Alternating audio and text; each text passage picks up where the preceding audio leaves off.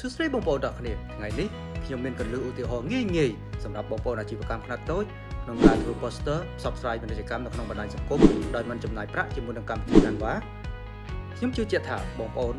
នឹងធ្វើបានល្អជាងខ្ញុំទៅទៀតបើសិនបងប្អូនព្យាយាមក្នុងការធ្វើដូច្នេះចូលទៅក្នុងកុំព្យូទ័រទាំងអស់គ្នាបន្ទាប់មកបងប្អូនយកពាក្យថា Creator Design ហើយបងប្អូនជ្រើសរើសយក size 800 គុណនឹង 1200 បន្ទាប់មកធ្វើការផ្លាស់ប្ដូរ background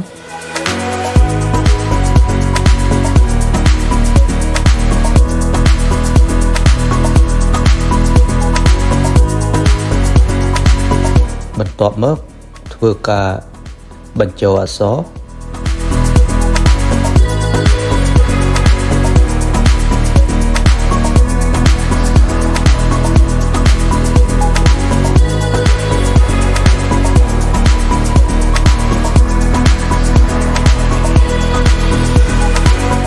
បន្ទាប់មកយើងធ្វើការដូរ font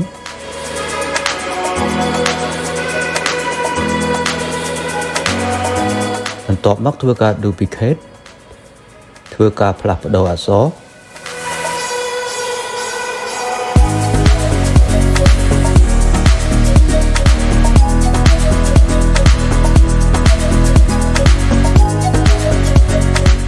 បន្ទាប់មកបងប្អូនជ្រើសយកពាក្យថា element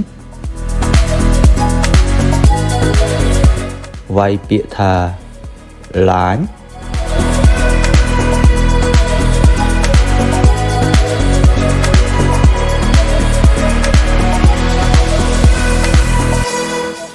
ជ្រើសយកពាក្យថា shape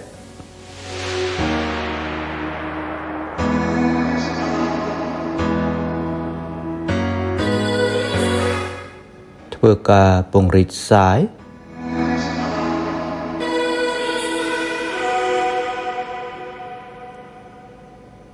คลิกខាងលើធ្វើការពង្រីក size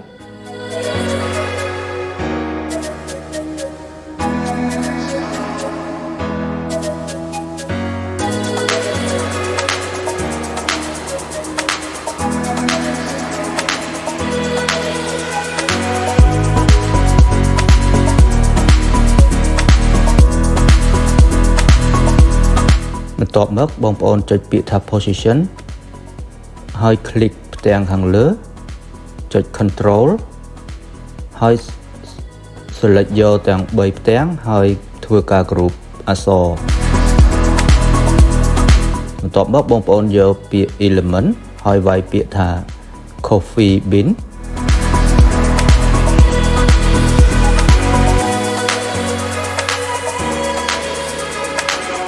ធ្វើការជ្រើសរើសតាមតម្រូវការបងប្អូន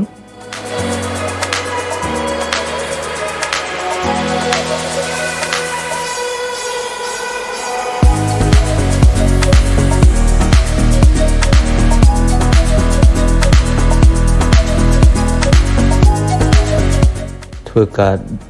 duplicate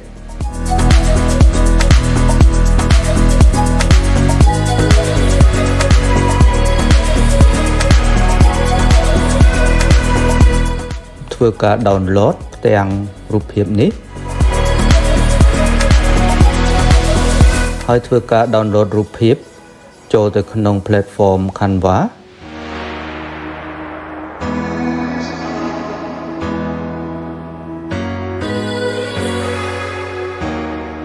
ហើយបងប្អូនចូលទៅក្នុង Google Chrome ហើយវាយពាក្យថា Canva Mockup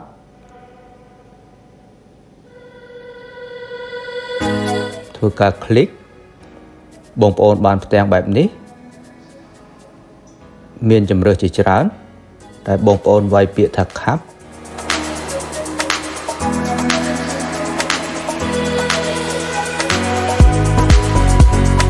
ធ្វើការជ្រើសរើសមួយក្នុងចំណោមទាំងអស់ជ្រើសរើសមួយនេះយកពាក្យថា select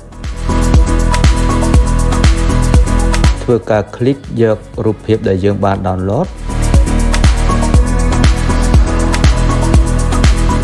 សមស្របហើយ ធ្វើការ save ធ្វើការ download បន្ទាប់មកបងប្អូនត្រឡប់ថយក្រោយយកពាក្យថា back ធ្វើការជ្រើសរើសយកមួយដែលគ្មានគម្របធ្វើការ select ចុចយករូបភាពដែលយើងបាន download យើងមើលឃើញថាវាមិនទាន់សមដូច្នេះយកពាក្យថា adjust image ហើយធ្វើការ crop ឲ្យពេញលើផ្ទាំងសដែលគេបានបង្ហាញនេះយកពាក្យថា save អូខេបានស្អាតហើយធ្វើការ save និង download បន្ទាប់មកបងប្អូនចូលទៅក្នុងទំព័រដើមយកពាក្យថា create a site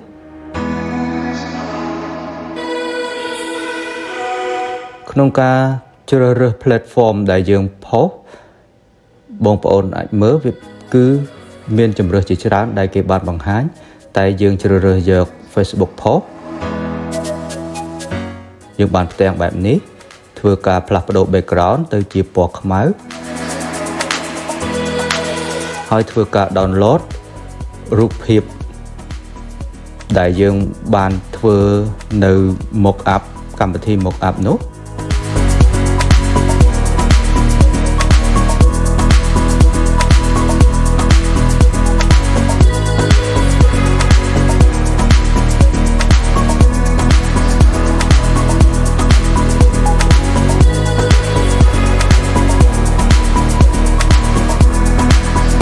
បន្ទាប់មកយើងធ្វើការ duplicate ធ្វើការបង្វិល20 degree ដូចគ្នាប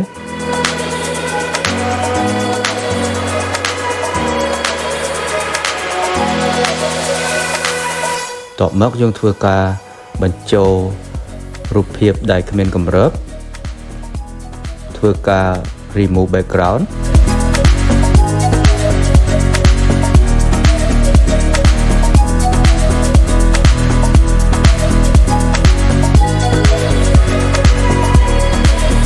បន្ទាប់មកយើងចូលទៅក្នុង Shadow កម្មវិធី Shadow ហើយយកពាក្យថា Page Link សម្រាប់កែវកណ្ដាល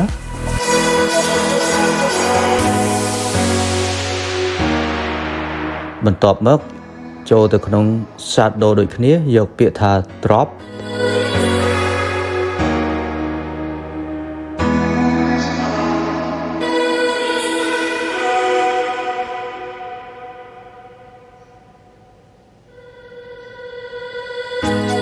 សម្រាប់កែវខាងឆ្វេង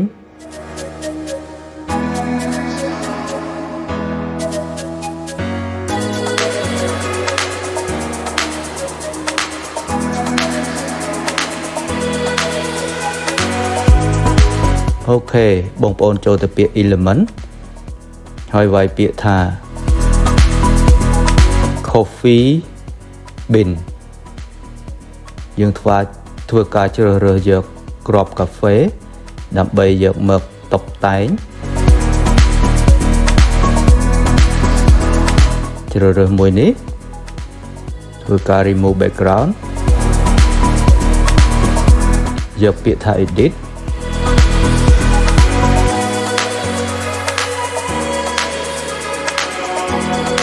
យើងធ្វើការលុបព្រោះយើងធ្វើការលុបពែងដែលនៅជាប់ដំណក់កាហ្វេនេះ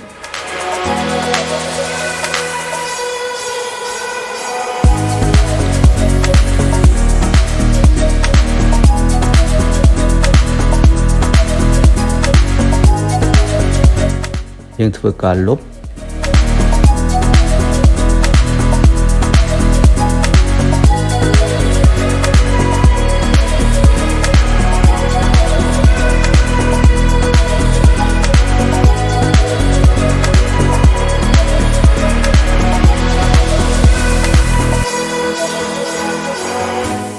តបមកយកពាក្យថា position យកពាក្យថា layer ធ្វើ ធ្វើការ click គ្រប់ page ដើម្បីធ្វើការ group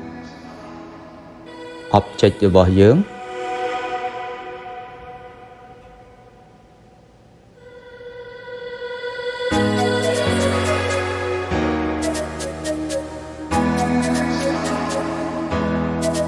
បន្ទាប់មកបងប្អូនយកពាក្យ element ហើយវាយពាក្យថា coffee leaf គឺបានន័យថាស្លឹកកាហ្វេបងប្អូនជ្រើសរើសយក photo ធ្វើការ remove background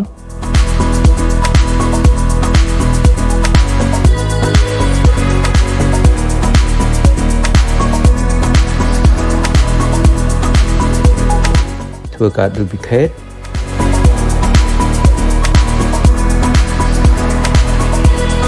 បងប្អូនអាចរៀបចំតាមអ្វីដែលបងប្អូនចង់បាន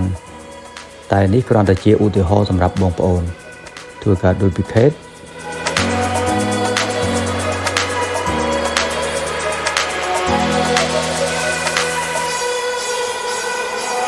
ធ្វើការ duplicate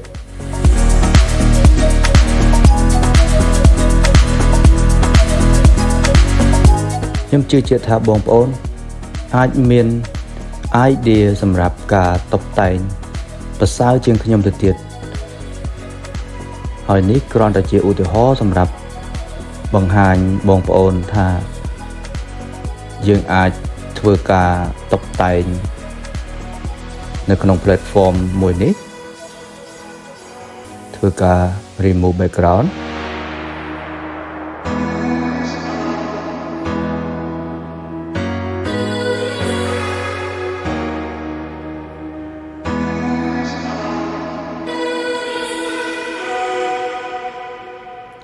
យកពាក្យថា position click យកស្លឹកឈើដែលនៅជាប់កែវអូសមកខាងក្រោមមួយទៀត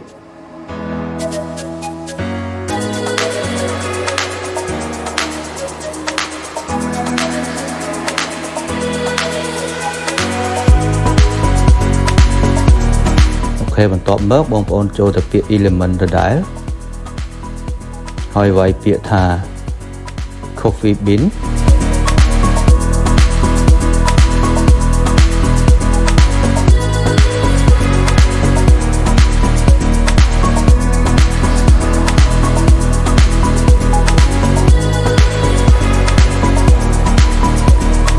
អូខេ right click ហើយយកពាក្យថា layer ហើយយកពាក្យថា send to the back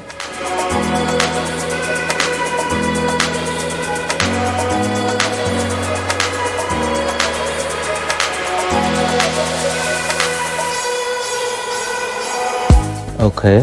យើងធ្វើការបន្ថយ transparency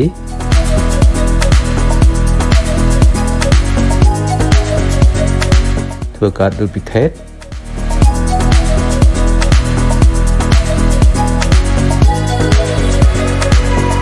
អូខេចូលទៅពាក្យ element ដដែលហើយវាយពាក្យថា light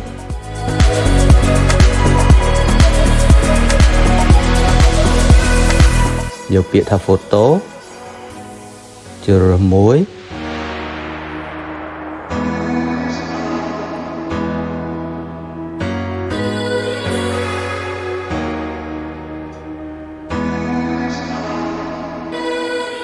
អូខេយកពាក្យ position ហើយធ្វើការអូសពន្លឺនោះចុះមកក្រោមហើយធ្វើការបន្ថយ transparency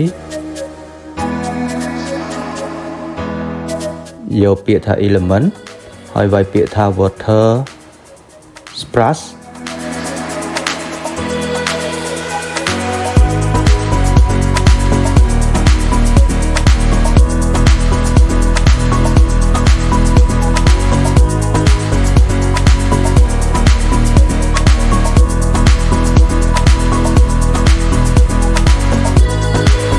យកពាក្យថា position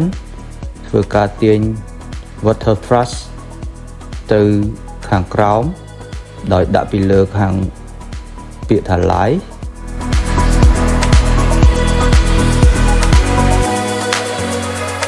អូខ ធ្វើការ off ចុះមកខាងក្រោមកែវកាហ្វេ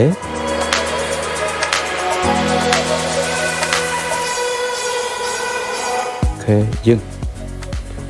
คลิกពាក្យថា water brush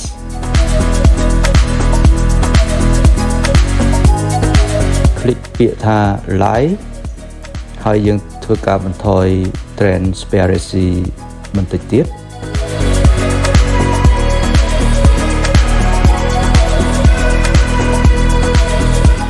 បងប្អូនចូលទៅពាក្យ element ហើយវាយពាក្យថា text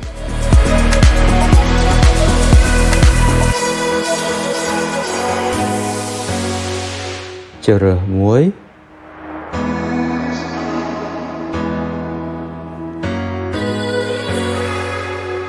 បញ្ចូលអក្សរបងប្អូនអាចដាក់តម្លៃណាតា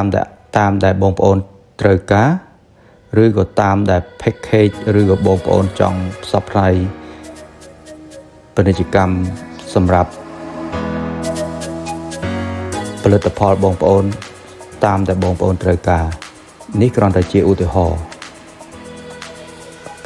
យើងធ្វើការ add អក្សរបន្ថែមដោយវាយពាក្យថា let break ទូទៅ Canva ក៏ support ជាមួយនឹងភាសាខ្មែរយ៉ាងដែរតែនេះគ្រាន់តែជាឧទាហរណ៍ខ្ញុំវាយជាអក្សរភាសាអង់គ្លេសដើម្បីងាយស្រួលបង្ហាញបងប្អូនធ្វើការផ្លាស់ប្ដូរពណ៌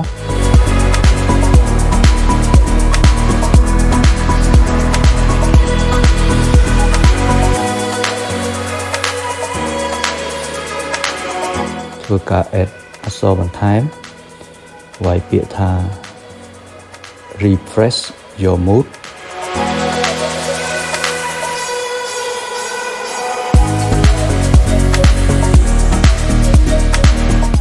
ធ្វើការដូរ font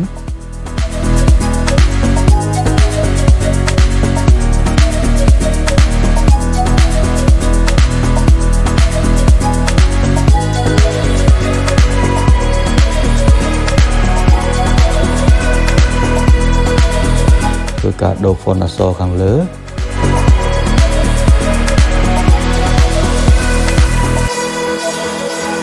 អូខេចូលរួមអបអរបងប្អូនបានធ្វើការបង្កើត poster package របស់បងប្អូនរួចរាល់ហើយខ្ញុំសង្ឃឹមថាបងប្អូននឹងព្យាយាមធ្វើហើយខ្ញុំសង្ឃឹមថាបងប្អូននឹងធ្វើបានល្អជាងខ្ញុំទៅទៀត